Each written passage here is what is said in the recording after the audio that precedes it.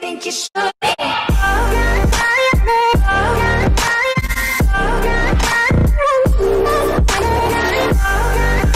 What is going on YouTube? Hayden back making another Crypto TV episode. In today's episode, we're going to do something a little different. I brought a special guest onto the show, and basically what he's going to do is act out you guys, because I can only indirectly talk to you, and I feel like it's hard to get some points across, so I'm going to have my friend over here kind of ask questions and give us a better look in a different way at the cryptocurrency market cap and looking at graphs and stuff. So further ado. Yeah, so my name is Chris. I go to school with Hayden. I'm a computer science major, and you know, I'm kind of new, but not really new to the crypto scene, and I know a little bit, so I'll be stepping in as you guys, or maybe the newer audience who have questions but you know, don't know how to voice them or can't get direct answers to them. Cool. So basically what we're going to look at is three things as well as the market cap. We're going to look at Litecoin, Bitcoin, Ethereum, well, Ripple too, and then the crypto market caps. So just to start it off, I want to show you this page. This is the cryptocurrency market page. It's basically all the top coins listed in order from number one all the way down to like hundreds and hundreds of hundreds. So basically each one is rated by their market cap, which is how much money is in the market for that coin. So this Bitcoin has 158 billion, 891 million, 850,000, and so on and so forth. The price is $9,397, and this is the daily 24-hour change in the currency. As you can see, majority of the market is down. So any thoughts on something that might be confusing on this website, or a little more in-depth I can go? Actually, the website looks pretty simple to follow. It's structured nicely. You can see like the top currencies at the top, which is obviously Bitcoin, right? And I'm assuming that would be just because it's been around longer and there's less coin in the market. So you know, a lot of people, like, it's where you would see like the most investments. So basically, Bitcoin is number one because of the size of the market cap. You can see how as we go down, the numbers progressively get smaller. Yeah. So it's basically the amount of money that is in the market as a whole. When I scroll up to the top of the page, you'll notice the market cap for the whole thing of cryptocurrency is $379 billion. And then 41% of all the money that is in cryptocurrency is in Bitcoin. And the amount that has moved in 24 hours is $17 billion that has moved in and out. So as you can see, Bitcoin is going to be always number one. It's always going to be that coin that's up there. Yes, we are taking some hits and some shifts in the market. I know you guys commented in the last videos it has something to do with Charlie Lee possibly changing the, or putting some FUD, which is fear, doubt, and uncertainty. Fear, uncertainty, and doubt. Charlie Lee is the Litecoin, the guy, he created Litecoin, so okay. Just to give you a heads up on that, he created, number 5? Yeah, he created Litecoin. So what exactly did he do? What was the action he took that's causing Bitcoin to fall? There was, not familiar with all of it, but he did say that there was some other coins he was promoting, and then also there was another incident, I believe it was Binance, their website got hacked possibly, which is a huge exchange, which is where you transfer US dollars to cryptocurrency. A huge exchange that possibly got hacked. You guys were telling me something about that in the comments, and that fear made the market go down too. So it's like what you're saying is it's basically going down as a result of the attacks that have been going on. Yeah, so like basically verbal attacks and you know, interweb attacks.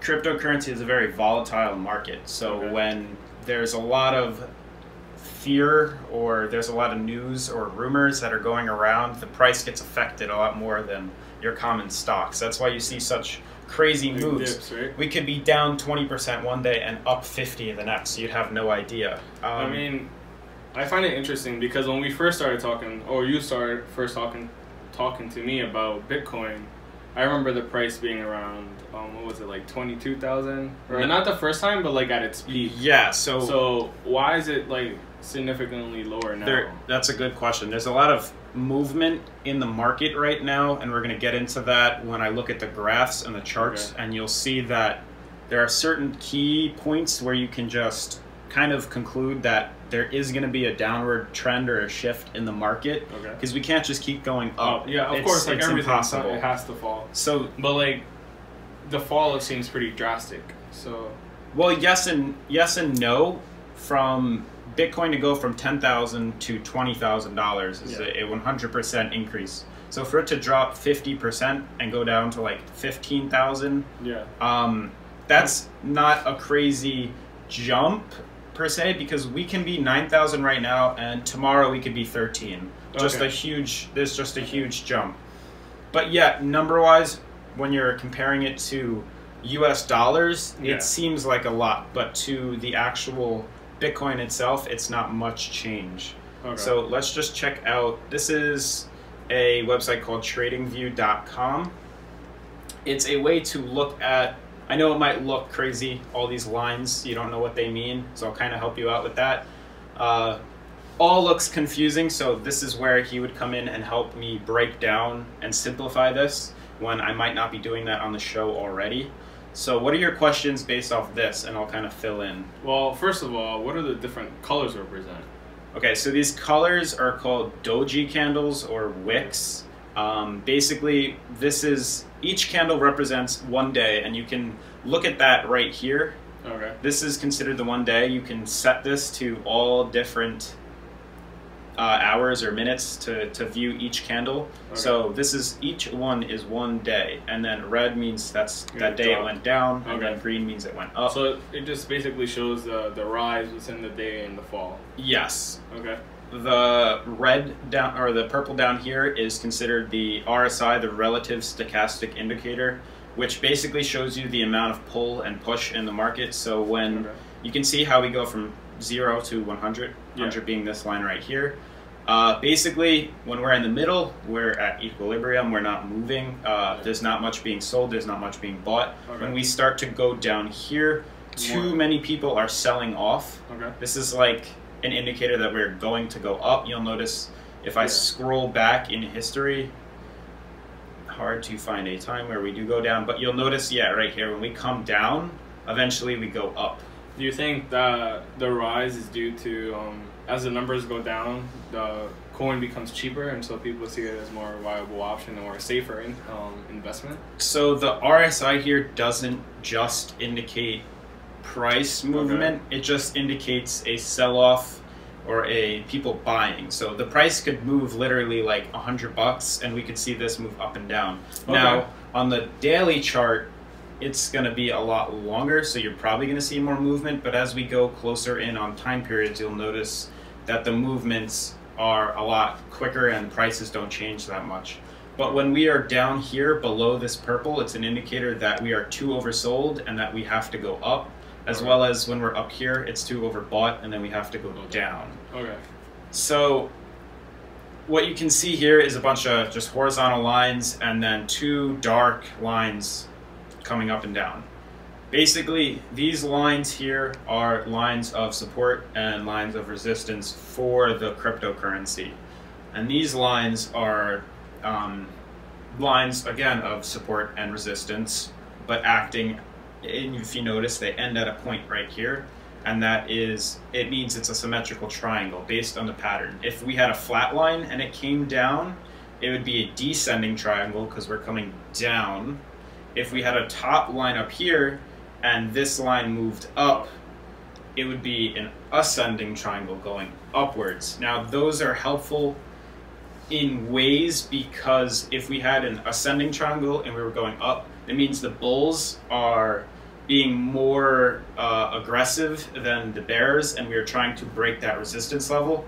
On the contrary, the opposite, a descending triangle, the bears would be trying to break the bulls, and eventually it would usually, statistically, go down below. So what we want to see is it rising. Yeah, on a symmetrical triangle like we're looking at, it's kind of a hit or miss. Yeah. But most likely we continue higher. Okay, but ideally, like, what's the way you would want to see this chart? Symmetrical triangle. This is called a Pennant Flag for people who don't know that shape. It's a symmetrical triangle or a pennant flag. Basically, it stems from one area, goes up, and then comes out, kind of like a flag. Yeah. To draw these lines here, you have to have multiple points of contact. So you'll notice this is a considerable, strong resistance level, because you'll notice how many times Litecoin has come up to try and break it, and it hasn't. And then eventually it falls, and it's going to come back up to break it right there, like, that one point. Right here? Yeah. So what I like to do, these are called wicks. This is called like the candle. Yeah. So if you've ever seen a candle, the wick is that white part, that thin, skinny part on the top. That's not, it's a quick move in the market is what that is. Okay, so it's like shot up for a second. Yeah, it's insignificant. It tracks that, but the meat and the most of the trade has happened in the thicker lines on the chart. So is that why it's like kind of a lighter green tone? Exactly, because the majority of the trading happened over here, the majority of the trading happened here. Okay. So yes, we do break it, but you'll see the thick points lead farther down. Where is that underneath those lines? Yes. One between the lines. Now keep in mind, each candle is 1 day, so to move all the way down here, we'd be looking at around April 7th. If you notice down here, it goes April 7th, April 8th. That's the end of the triangle. So hopefully by the end of April, beginning of April, we will see a breakout to the upside. Now, you notice that going throughout this map, you'll see a red band and a green band running through. That is called the 50-day middle moving average, MMA. Basically what that does is it shows you the average price of the cryptocurrency, where things usually have to settle out at some point. And you'll notice how when it's used as a line of support and resistance, and we always come back down to retest that line. If we go up on a crazy run and we go crazy high like this, we always come back down to retest it. We always do. And if we fall below it, we'll always come back up to retest it. It's just, that's what it's there for. Now, you'll notice the reason we have, I'm not exactly sure what the red band and the green band are, so if you do know, leave that in the comments, but I do know for sure that when the green crosses over and goes above the red band, that is a symbol, a symbol of an upward trend, and that the market is going to go up. Now, you notice we face resistance up here because we've tried to break through so many times up here and could not, and then eventually fell. So basically we came down, and we're now retesting that moving average right here. Would you say that the recent fall has been due to the market trying to break through? So it's very interesting. When you look at graphs like this, you can pretty much, if I drew this all the way down and I looked right here, that's February 21st, this line continues all the way down. Based on here, I could have called that at this point something would make the market go down. So it's almost like you're telling the future, but like indirectly doing so. So whether it's media pushing the currency down, or literally this trend line moving it down, at some point it has to go down. It's not going to break here because it's too strong of a resistance. We have to move a little bit closer into the end of the triangle. Yeah. Okay. So I'm just going to zoom in now. We're going to go to the 4-hour chart. So another cool tip is the longer out you go, the better you're off, like reading the coins or the movement in the market. If you go to like a 5-minute or an hour chart, you're not really getting good view because so much is happening so quickly that you could think one thing and something else will happen like almost instantly. So you'll notice when we look on the 4-hour, you'll notice the map looks a lot bigger. The chart, the graph looks a lot bigger. There's a lot more lines happening right now. Definitely a lot more action. So we zoomed in, and you'll notice that there is another middle moving average here. So every hourly chart has a middle moving average, and it also has an RSI. And you'll notice that we are at the bottom on the RSI, which is an indicator that we have to come up at some point. We see that too right there. Like we already see that at one point it rose right? Like right here. No, you bring the mouse over. Sorry, let me control this. Right here. Yeah. Like it rose from down here and jumped yes. up. So you see that once we came down, it didn't just continue farther. Yes, it has at other points in time, like right here, but it has to come up at that point. Whatever goes down must come up, and likewise, whatever goes up must come down. So basically, when we zoom in on here, you'll notice that we are facing a lot more resistance here. It's a lot cleaner now, the line. You'll notice how many times we've retested it and tried to break through.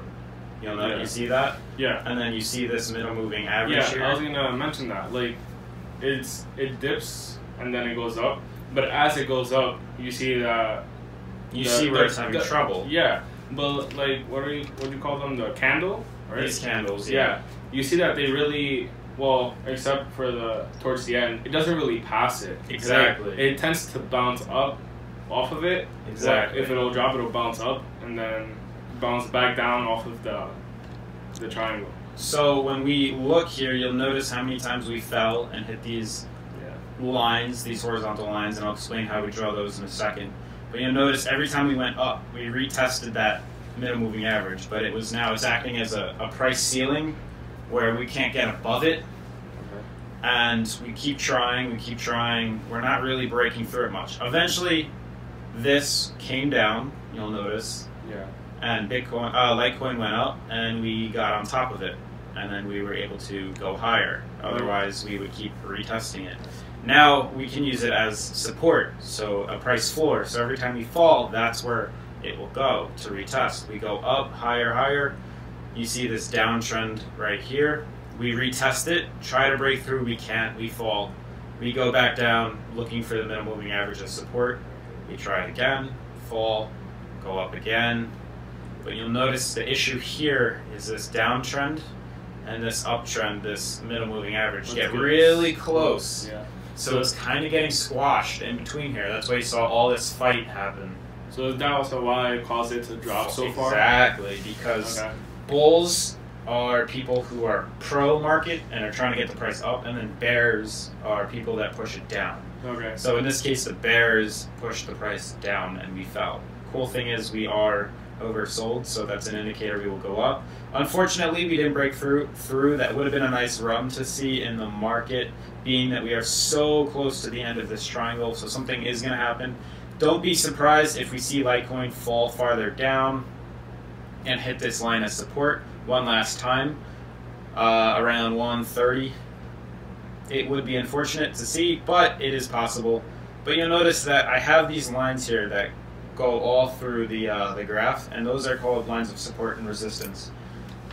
So let's just pick one. This black one right here that's dark, I don't know if that's dark up there, but this line right here, you'll notice when we continue on our path how many times we hit it. We tried to break it here, we went up, couldn't break it. Tried here, went up, couldn't break it. You need at least 3 for it to be a solid line. Now, not only did we try to break it, but so it's acting as resistance where we can't go above it. It also can act as support where if we ever were to fall, it would bounce off of it. Okay. So we continue the graph and we move down. Now look, so it's that like same line is acting as support now, that we're bouncing like a basketball. So sort of like a stepping stone, so to say.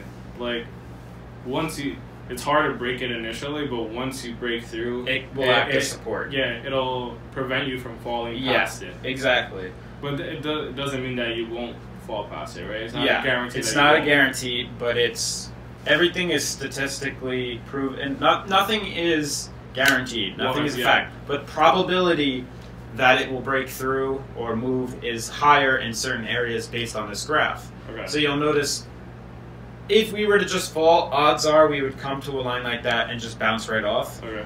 But the more and more times we come back down and use it as support, it'll eventually break through. So you notice we broke through, we fell, used it as support, bounced up, could not break through this top one. Fell down again, also a double bottom, went back up, broke through that one, could not break it here, and when we went back to use that line again as a third time for support, we couldn't hold it, and we fell, and fell, and fell. So that's a cool indicator. I know a lot of this is probability and it's not all guaranteed, but it's a good way to help guesstimate or infer what could possibly happen in the future. So if you were to look at this currency now, Litecoin, one would say that if we were to fall, we would come to the 170 line and hopefully bounce up off that, because we haven't been here for a very, very, very long time, and that is a very strong line of support. Just quickly, where are we at right now? Is that the real time? This is where we are right here. The end of that. 177? That's where we're traveling. Yeah. Okay. You can see the green. Yeah, right here. That's the price that we're at currently. Okay. So we did fall. Yeah. We did fall. We're most likely going to hit this as support, bounce up, possibly hit that, and then continue downwards. There's many things that could happen. We could just break right through this, but this should give us some support. If we don't, we'll go lower, retest here, and hopefully come back up a third time, break out of this, and continue that pennant flag. So that's pretty much an overview of Litecoin. I know we were more in depth with this one as an example, but we're going to go through the next three a little quicker, because now that we have all the concepts down. If I just showed you this graph, any questions you have based on this? This is Bitcoin. No, actually, it looks pretty similar to Litecoin, right? The only thing is that you see the graph looks a little more consistent, in the way, like, it's not rising all the way up to the same level, but the falls and the drops seem to be in the same fashion. So it'll fall like a medium amount, but then it'll rise right back up, and it'll even out. And then if it falls a little bit, it'll rise and it'll always, like, it looks like it always makes up for what it fell, either by a little bit or a big margin. So what you said on that, adding on to it, you said Litecoin looks similar to Bitcoin's chart. So basically, Bitcoin's the leader, and there's all these underdogs like Litecoin, and a lot of their currencies like to piggyback Bitcoin. They like to do the same movements as Bitcoin. Yes, there are some lone stars that like to do their own thing, but some of the major currencies like to move how Bitcoin's moving. Litecoin seems to be the currency that's doing the same thing. On the 4 hour, you might not be able to see that. I would say that. I'm sorry to interrupt, but I would say that Bitcoin actually, in fact, does look healthier than Litecoin, if that makes sense. Like, the movements look more predictable. I'm just going to show you like that. If you on Bitcoin, this is Litecoin, this is Bitcoin. Although, like when you compare them side to side, it looks like Bitcoin is dropping a lot. But the thing is that you can tell, like, the movements are easy to read. You can easily depict how it's moving, the flow of the chart. Whereas in Litecoin, it'll go up, but then it'll plummet a lot, and then it won't make up for that. Like, it'll come up a little bit, but then drop again, come up a little bit, drop again, rise spontaneously, and then drop again. Whereas Bitcoin, if it drops, well, it drops significantly here, but I'm sure that if when it comes up, it'll come up just to meet me at where I was at before, or if not, relatively close to where I was at, Like, I feel like, as intimidating as it may look, like, Bitcoin looks like, a safer option. Yeah. I don't know. What do you think about that? Bitcoin is, I would say, the #1 coin. I'd say it's for a reason, though. Exactly. Because of the movement. If you do have a portfolio, I would suggest having some Bitcoin in it, because it is the #1 coin. And that maybe leading with Bitcoin or Litecoin or Aetherium, and then have all the crazy altcoins, Ripple, Theta, all those Neo, QuantStamp, all those other ones that could go on later and have a small percentage. Everything's spread out. Smaller altcoins, and then have the big Bitcoin, Litecoin, Ethereum as the top ones that have more percentage of your portfolio involved. But what you notice is that when we do, you'll notice this is just it's so clean of a line that we've tested it 3 times. And also at the bottom here, you'll notice how many times we've used that as support. So one would almost say that, oh, we reached here and now we have to come back down to retest here. Yeah. It's very possible that this coin will come back down and retest 7,500 before it breaks out and goes higher. Now, looking at this pennant flag, it's usually, statistically, we break out and go higher after that, after being in such a crazy downtrend market. Now, we are looking at the 9,500 as a line of support for Bitcoin. We are retesting it right now. You see how we bounced up off of it, retested that downtrend, and then came back down to find support right here. You'll notice that we did break through the middle moving average on the daily chart. This is the daily, and that is a red flag per se, because it's going to start acting as resistance when we get back higher. So that'll be an interesting call. We'll look at that when the time gets there. Moving on, you'll notice Aetherium kind of looks similar, kind of doesn't. Yeah. Ethereum likes to do its own thing. Now, don't go by these lines per se. Definitely not the bottom one. I'm just going to delete that. The top is the only one that I could really find a good line. As for the bottom, it's hard to draw it because we fell so low. So it's hard to really predict where Litecoin is headed. This coin really had a crazy amount of rise in the beginning. Yes, yeah, but this is going back all the way to, you can't even see it. Let's move that. All the way back to the end of 2017. This is like... Yeah. No, I mean like more towards the side. Yeah, around there. Okay. Yeah. Like, that was a crazy jump. And you notice this is resistance here. Yeah. That is a line of resistance, and we popped through. And then we Like, fell, we used it again to support. get higher. Exactly. Wow. So that's why this is easier to make judgments in the long term on crypto. When you want to invest in the long term, it's good to see something like this. When you go closer in 1 hour, 4 hour chart, you can make quicker plays, which can be another video later on, because we have been recording for quite some time. That could be beneficial, right? Making the quicker play. Yes and no. It depends on what you're in for. That's I mean, to make quick transactions, just to maximize your profit. Yeah, it's more risky when you do short-term trades versus long-term. But if you know what you're doing, you can make a lot of money. Yeah. If we move on to Ripple, last currency, I know we did it yesterday, but I'm going to review it again. Wow. This is a 4 hour, so you're not getting much of a view. I'll go on to I was the going to say, daily. that graph looks pretty sad. It looks, well, let me show you. It's pretty crazy. It's pretty crazy. That's the chart. Wow. Basically, beginning of the summer, coin was 17 cents, 20 cents.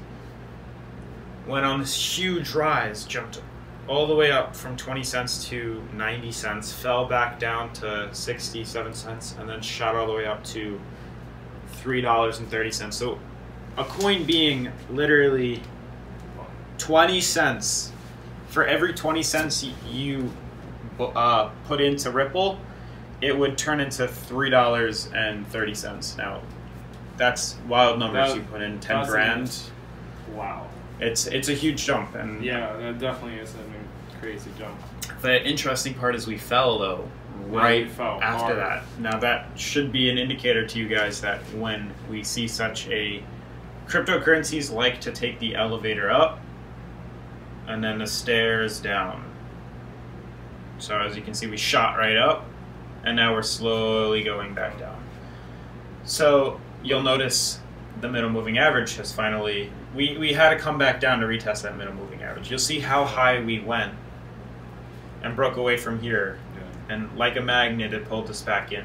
We went up to retest it again, couldn't go through. Back down. It kind of looks like it's been struggling though recently, like struggling to pass that. You know, there's a lot of press going on in Ripple, so we'll find out more about that later on. Okay. I will make a video, or we'll talk about Ripple later. But to zoom in on the 4 hour, like I said yesterday, this was a solid downtrend, and that is exactly what Ripple is following. Wow. I drew this yesterday when the coin was like right here, and it's still holding true. You'll notice though on the RSI we are continuing downwards, and we're almost oversold. We are very low. We're literally at like 33 when it could be in the middle at 50. So there's a chance we can go lower. I do think we will, so I might as well extend this, being that we keep following it. You'll notice that this line right here is acting as support for Ripple. I know it's hard to see that, but based on the 1 day, yeah, if I move over here, you'll see how many times we bounced off of it as a line of support. So if you want to make a power play in Ripple, so this is what I'm talking about, the short term, wait for Ripple to fall lower, wait for it to come back down to retest this line, and buy the dip, wait for it to come retest this line, and statistically, we will pop up. I don't know if we'll go all the way up, I don't know if we'll go a little bit, but we should go up, and somewhere off that you will sell it and make money. Would you say that this would be a good starting point for investment? This, what do you mean? Like a good coin to invest in, like just like for those like so that's those who are maybe new to crypto. That's the thing. When you're trying, it's the same thing with the stock market too. When you're trying to make quick money, it really doesn't matter what cryptocurrency or altcoin you invest in. Okay. Because if you read the graphs, you'll know where these power plays are. In the long term, that's when you want to know, you want to have good review on the coin. Yeah. But for long term, would you recommend no, buying at the end? Ripple, I don't remind. I wouldn't recommend buying in the long term. I don't think Ripple is a good coin, but I'm not going to spread foot about that. I just would rather not get into Ripple per se. It's not a coin I recommend buying. Okay. Because I don't think in the long term it's going to go up. Very possible, it could be wrong, but it's not a coin I would risk putting money into as of right now. But you can see we're going down. If you wanted to make a quick play within like a day or a week, you could buy it when we come here. This is literally the 9th. It is the 8th, so that's tomorrow we'll be down here, possibly. Yeah, but this is literally a 1 day move right here. So theoretically, by tomorrow, you could have bought it here and then sold it up here and made a, let's see, a 66 to an 88. So 22 cents jump. Now, when you put in $5 grand on that, that's a huge sum of money. You can make $2-3 grand off of a currency like that. So very interesting. You can make power plays like this off any cryptocurrencies. It really doesn't matter which one you look at. But long-term standpoint, buy what you feel comfortable, buy what you like, do your research. We're not financial advisors, so use your own judgment. I'm not in charge of your money. You are 100% at fault of your trades, and you are in control of your own money. So I wanted to show one other thing. I forgot. Okay, so on the cryptocurrency market cap, looking at Ripple, I want to show you something too which you might not notice or know of. Bitcoin is like gold. There's only so much in the world. Once all of gold is mined, there's none left. It's the same thing with Bitcoin. Once all of the Bitcoin has been mined, there's none left, which will theoretically raise the price if you think about it. But you'll notice certain coins have certain amounts.